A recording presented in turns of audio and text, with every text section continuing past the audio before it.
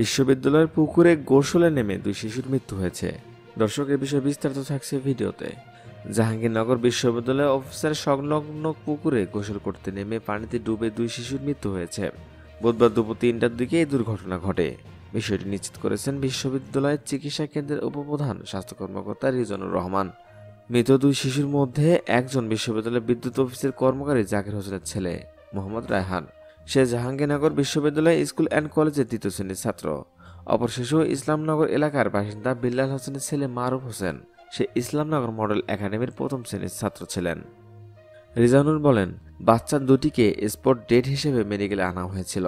তারপরও আমরা তাদেরকে সাভারের গণস্বাস্থ্য কেন্দ্রে রেফার করি, কিন্তু সেখানে তারা না নিয়ে বাসা নিয়ে গেছে বাচ্চা দুটিকে। বিশ্ববিদ্যালয়ের প্রধান নিরাপত্তা কর্মকর্তা সুদীপ্ত শাহিন বলেন, শিশু দুইটি পুকুরে ডুবে গেলে কেউ একজন জরুরি সেবা 999 নম্বরে কল করে ফায়ার সার্ভিসের সহযোগিতা চান। পরে ফায়ার সার্ভিস এসে লাশ উদ্ধার করে। সেখানে অনেকেই উপস্থিত ছিল, কিন্তু কেউ উদ্ধার কাজে এগিয়ে আসেনি। তিনি আরো বলেন, আমরা বরাবর পুকুর থেকে শিশুদের সরিয়ে দিয়েছি, কিন্তু তারপরও তারা আমাদের চোখ ফাঁকি দিয়ে পুকুরে নেমে গেছে। ভর্তি পরীক্ষার ঝামেলার কারণে সবসময় পুকুরে নজর রাখা আমাদের পক্ষে সম্ভব হয়নি।